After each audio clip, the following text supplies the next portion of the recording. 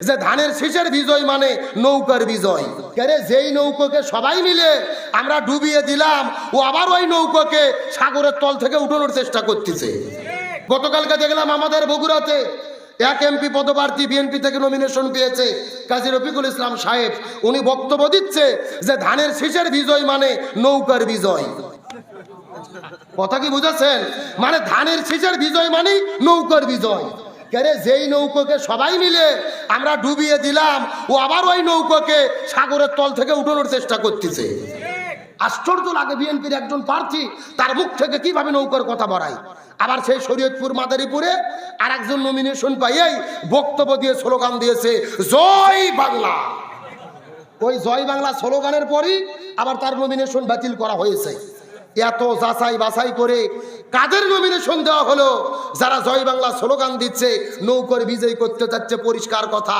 এই দেশের ভেতরে জামাত বিএনপি হেফাজত চরমনায় গণতান্ত্রিক সৌন্দর্য আমরা বিরোধিতা করতেই পারি, তবে ওই স্বৈরাচারদের সমর্থন আর তাদেরকে ফিরিয়ে আনা কেউ সমর্থন করতে পারে না। 2000 ছাত্র জনতাকে যারা হত্যা করলেন, ছোট ছোট বাচ্চাদেরকে শহীদ করে দিলেন, আমাদের প্রিয় ভাই আবু সাইদ মুগ্ধ সহ কত বাবা মার মুখ খালি, 2000 শহীদ, 33,000 আহত। ওই স্বৈরাচারদের পক্ষে যারাই দাঁড়ানোর চেষ্টা করবে, এই জাতি তাদেরকেই বয়কট করবে। এই জন্য বলি মিলেমিশে থাকেন। আবার বগুড়ার আরেক নেতা গতকাল বক্তব্য দিয়েছে, যেটা বেগম খালেদা জিয়ার আসন, এখানে ধানের শীষ আর খালেদা জিয়া ছাড়া কারু কোনো প্রচারণা চলতে দেওয়া হবে না। মানে মনে হচ্ছে ওই এলাকা বাকের বাপ দাদার পৈতৃক সম্পত্তি একেবারে দলিল করে লেখে নেছে।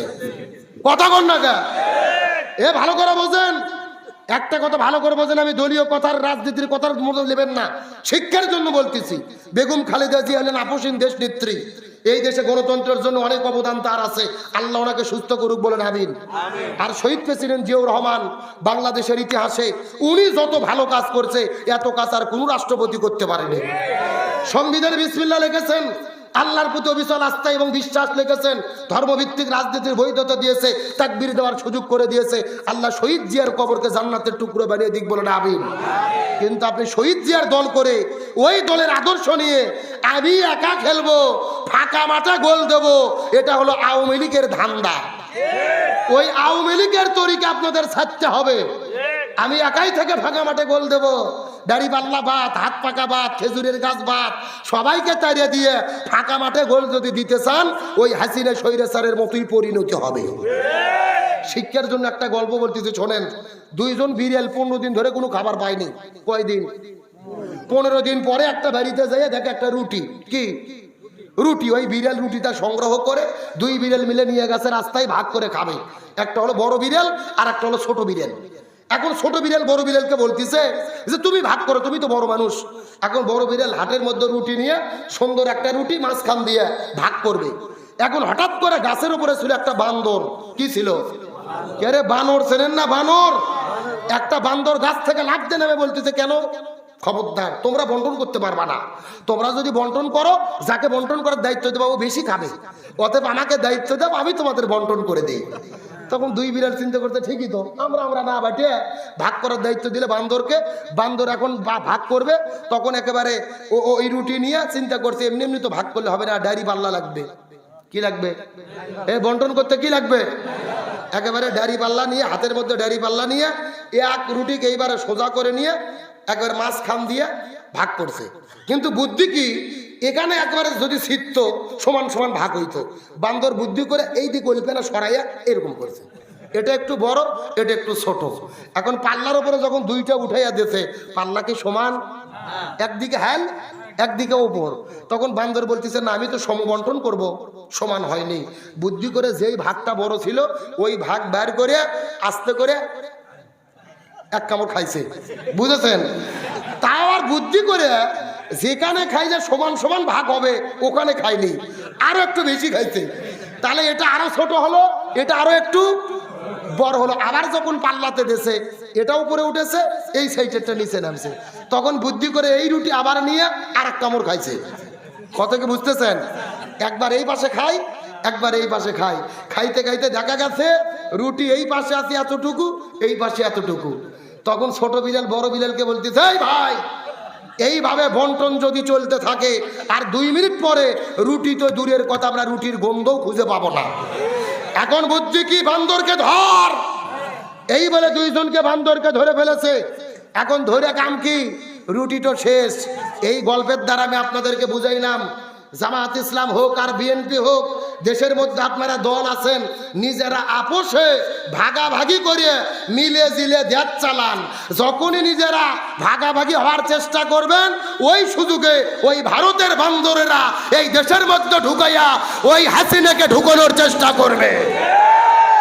শুধু এটা গল্প নয়, এর মধ্যে মেসেজ আছে। আমরা যখনই নিজেরা দলাদলি শুরু করেছি, ওই দিক থেকে ভারত তাল বাঁধতেছে। ডাক্তার জাকির নায়েক আসার কথা ছিল এই মাসে, আপনারা জানেন ভারত নিষেধ করছে, আমার দেশের সরকারের আসতে দিচ্ছে না। তার মানে আমার দেশের সরকারের অনেক উপদেষ্টা ভারতের দালালি শুরু করেছে। আমরা যখনই জামাত বিএনপি ভাগ হয়ে গেছি, নিজেরা শত্রুতা শুরু করেছি, মারামারি শুরু করেছি, মোদি চিন্তা করতেছে কিভাবে হাসিনাকে আবারও দেশের মধ্যে ঢুকানো যায়। দেখেন না, ও মাঝে মধ্যে বক্তৃতা দেয়, আমি সীমান্তর কাছে আছি, যে কোনো সময় শর্ট করে ঢুকে পড়তে পারি।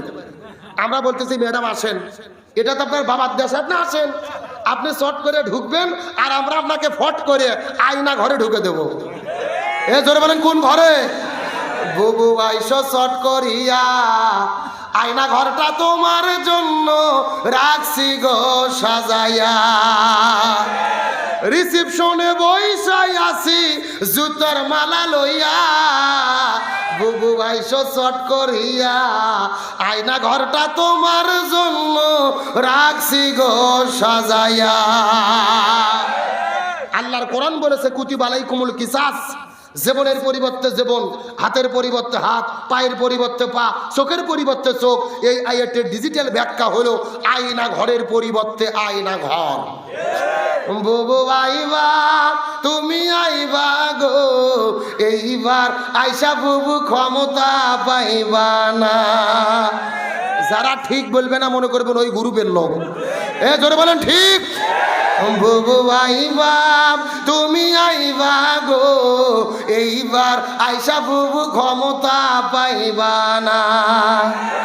ফজনেই বুবু কাদের কাকার অবস্থা খারাপ, দরবেশ বাবার হারুন আঙ্কেল এখন সামনে আসে না, নেতা কর্মী সব জেলের ভেতর, বুবু আছে ডরের উপর, কখন জানি আসে গ্রেফতারি পরোয়ানা।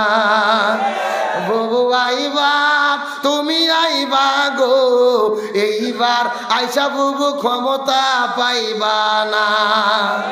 বয়স তোমার 80 বছর, ডাকছে বুবু তোমায় কবর, দাফন হবে কোথায় সেইটা ভাবলা না। বুবু আইবা, তুমি আইবা গো, এইবার আইসা বুবু সিয়ার পাইবা না। এ কথা বলেন ঠিক কিনা? আলোচনা কি চলবে? কারা কারা চলবে? দুটি হাত আল্লাহকে তুলে দেখান। লিল্লাহে তাকবীর। আজকের মাহফিল চলছে, চলবে। জামালপুরের মাহফিল, মেলান্দহের মাহফিল, বেতমারির মাহফিল কতক্ষণ চলবে? সারা রাত। এটাকে হুজুর মারা বাস নাকি? আমার ভাইরা সারা রাত নয়, আলোচনা যেহেতু শুরু করেছি ভাই, আর 15 মিনিট টাইম কি দেওয়া যাবে? জোরে বলেন দেওয়া যাবে? কিন্তু আমি জানতে চাচ্ছি ওই যে পেছনে দাঁড়িয়ে আছে ওরা কারা? ওরা কারা? কোথা থেকে এলো? বসে গেছে আলহামদুলিল্লাহ বলেন। আলোচনা চলছে, তবে কোনো ওটাউটি করা যাবে। তাহলে মেসেজ দিলাম, জামাত বিএনপি হেফাজত চরমোনাই আমাদের ভেতরে দলাদলি করা, যার রাজনীতি তারা করেন, জনগণ যাদের সমর্থন করবে তারা দেশ চালাবে, দয়া করে মারামারি শুরু করেন না। আমার আগে এক অতিথি বক্তব্য দিল না, ভাইয়ে ভাইয়ে মারামারি শুরু হয়েছে, গ্রামে গ্রামে মারামারি, দ্বন্দ্ব ফাসাদ চলতিছে, ভাইয়ে ভাইয়ে মারামারি চলতিছে ভালো, কিন্তু দলে দলে যে মারামারি চলতিছে, কথা কন না কা? একজন প্রার্থী নমিনেশন পাইছে আর বাকি 4 গ্রুপ লাগে গেছে। কি কয়েকদিন হলে নিউজের মধ্যে দেখতেছেন না? তাহলে ভাইয়ে ভাইয়ে মারামারি যেরকম বন্ধ হওয়া দরকার, দলা দলে ভেতরেও মারামারি বন্ধ হওয়া দরকার। দেখলাম সেই চাপায়ের পাপিয়া আর আপনার ব্রাহ্মণবাড়িয়ার রুমিন ফারহানা, দুইজনকেই নমিনেশন দেয়নি তারেক জিয়া। দুইজন ময়না মিডিয়াতে এসে এমন কান্না কান্দিছে মনে হচ্ছে স্বামী মারা গেছে, কথা কন না কে? আবার রুমিন ফারহানার স্বামী মরবে কেমনে? ও তো বিয়েই করেনি। মানে রাজনীতি করতে গিয়ে জীবন যৌবন সব শেষ করে দিছে, তারপরেও নমিনেশন পাইনি। আর পাপিয়ে বলতেছে আমার স্বামী নমিনেশন পেলো, আমি কেন পেলাম না? আমার রাজনৈতিক জীবনের অকাল মৃত্যু হলো, তুই কাপনের কাপড় পরে শো, কথা কন না কে? মানে ওর বলে রাজনৈতিক জীবনে অকাল মৃত্যু, মানে স্বামীও এমপি হবে, স্ত্রী এমপি হবে, মানে ওরা পুরো দেশ খাবে। ভালো করে বোঝেন, হাসির জন্য বলিনি। এরা যেই পরিমাণ নমিনেশন না পেয়ে কান্না কান্না করলো, এত কান্না যদি আল্লাহর ভয়ে কাটতো, এরা জান্নাতের টিকিট পেয়ে যেত, এরা রাবিয়া বসরি হয়ে যেত। আল্লাহর ভয়ে কাঁদে না, কবরের ভয়ে কাঁদে না, আখেরাতের ভয়ে কাঁদে না। এদের কান্না সে নমিনেশন না পাইয়া এরা কপাল পোড়া ছাড়া কিছু হতে পারে না। তবে আমার প্রশ্ন হলো, আপনার নমিনেশন কেউ পাইছেন, কেউ পাননি। যদি না পেয়ে থাকেন, মির্জা ফখরুল ইসলাম দেয়নি, তার বাড়িতে যাই অবরোধ করেন, রাস্তা বন্ধ করে গাড়ি ভাঙচুর করার আপনাদের অধিকার কে দিল? আপনি নমিনেশন পাননি, লন্ডন থেকে তারেক জিয়া দেয়নি, তে প্লেনের চড়ে লন্ডনে যে আন্দোলন করেন, কথা কন না কে? যারা নমিনেশন পায়নি, এটা কি দেশের লোকের কোনো দোষ আছে? আমাদের কোনো অপরাধ আছে?